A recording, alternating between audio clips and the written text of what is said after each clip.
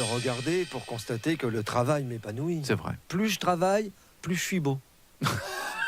Je ne pensais pas à ça, mais oui, pourquoi Si, pas. ne me trouvez-vous pas épanoui? Oh, bah, resplendissant, la je dirais. mine rosée, la truffe humide, le poil brillant, Oui. le travailleur qui ne coûte même pas un bol de roquettes par mois à son employeur et il est content. Je veux dire. Et attention, quand je dis que je travaille, c'est pas pour rigoler. Je travaille tellement que j'ai l'impression de ne pas travailler.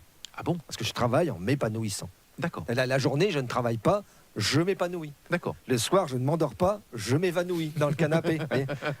Je ne vois que les débuts de films, le générique, tellement je suis épanoui.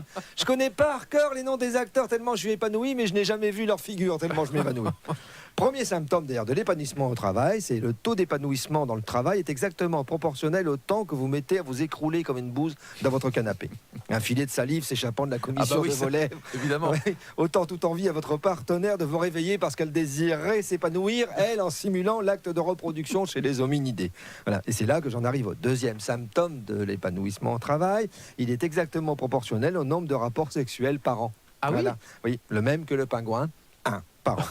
Et il suffit de regarder la tête d'un pingouin pour voir à quel point il est épanoui. Le pingouin a gardé son petit caillou pour séduire sa belle quand il va lui offrir. D'ailleurs, nous aussi, des fois, on séduit des belles en leur offrant des caillasses. C'est Oui, vrai, hein. vrai. Le seul burn-out qui inquiète notre pingouin, c'est quoi? C'est celui de la banquise qui fond tellement qu'elle burn. Mm. Et qui commence à faire grave chaud pour un Kinder Pingui quand même là-haut. Je suis donc tel le pingouin sur son glaçon, je suis très loin du burn-out.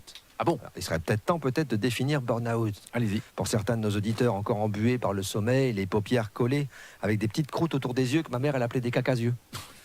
Non, bref, c'est pas grave. Donc,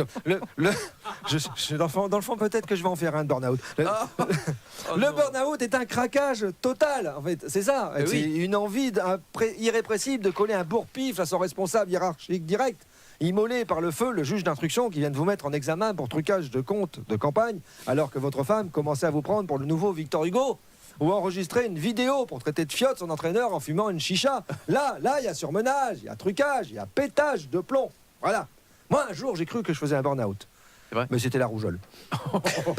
Par contre, j'ai enquêté au sein de notre radio, Oui. une sorte de petite enquête sanitaire, je veux Oui. dire, hein, et j'ai pas trouvé de traces de burn-out. Non, mais Alors voilà. non. Donc, genre, je veux dire à mes collègues, n'ayez aucune inquiétude. Personne ne se souvient d'avoir connu quelqu'un de surmené dans cette maison. Voilà. C'était votre question, c'était ma réponse. Et faites-moi plaisir, soyez heureux, au moins pour aujourd'hui. Ah, vous allez faire des heureux, c'est sûr.